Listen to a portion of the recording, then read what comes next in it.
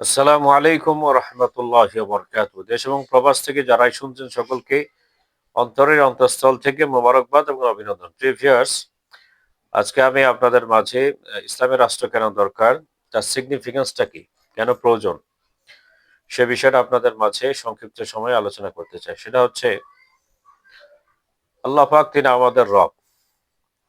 আমাদের সংবিধান হচ্ছে একটি আল কুরআনুল কারীম। সর্বশ্রেষ্ঠ নবী হচ্ছে মুহাম্মদ সাল্লাল্লাহু আলাইহি ওয়াসাল্লাম।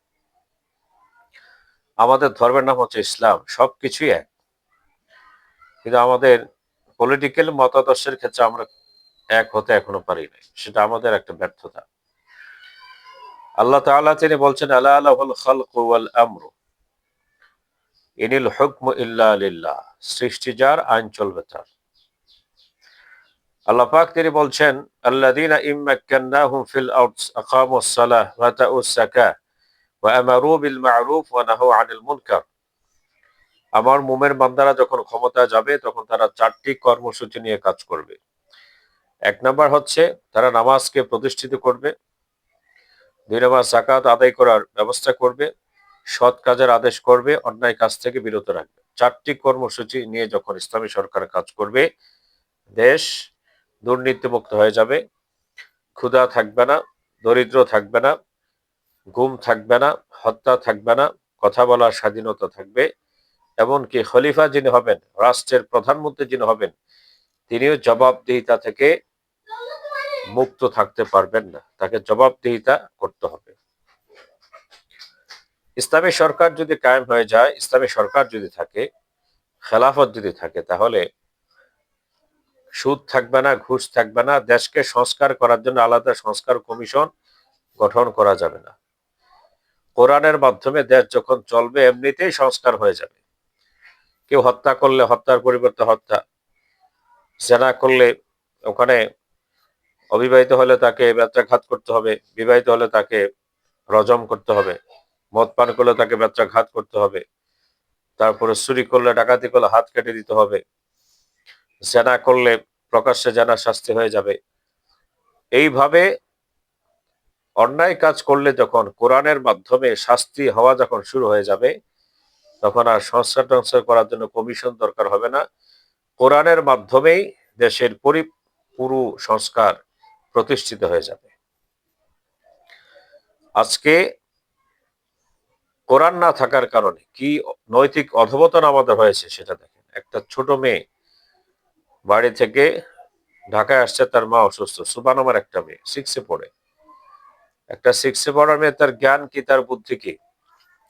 সে টিকটক দেখে সেখানে এক ছেলের সাথে পরিচয়, ওখানে তার সাথে ভেগে গেছে, নৌকা থেকে তাকে উদ্ধার করছে প্রশাসন, পুলিশ বাহিনী। তাদেরকে ধন্যবাদ জানাই যারা এই কাজটাকে আঞ্জাম দিয়েছে।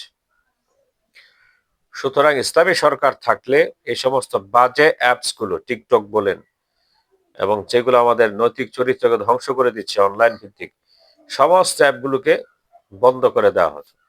যুবকদের চরিত্র ভালো থাকতো, মেয়েদের চরিত্রগুলো ভালো থাকতো, এবং বিবাহিত পুরুষ নারীদের চরিত্রগুলো ভালো থাকতো। এই জন্য ইসলামী সরকার দরকার। ওসমান রাদিয়াল্লাহু তাআলা আনহু তিনি বলেছেন যে, কোরআনের মাধ্যমে কেউ যদি হেদায়েত না পায়, রাষ্ট্র যদি ইসলামী সরকার রাষ্ট্র যদি হয়ে যায়, তাহলে কোরআন দ্বারা দেশ চালাবার কারণে জনপদের সমস্ত লোকেরা তারা হেদায়েত পেয়ে যাবে। এই জন্য আমাদের রাষ্ট্রের ইনফ্রাস্ট্রাকচার গুলোকে পিউরিফাই করতে হলে, রিফ্রেশ করতে হলে ইসলামী সরকারের কোনো বিকল্প নাই।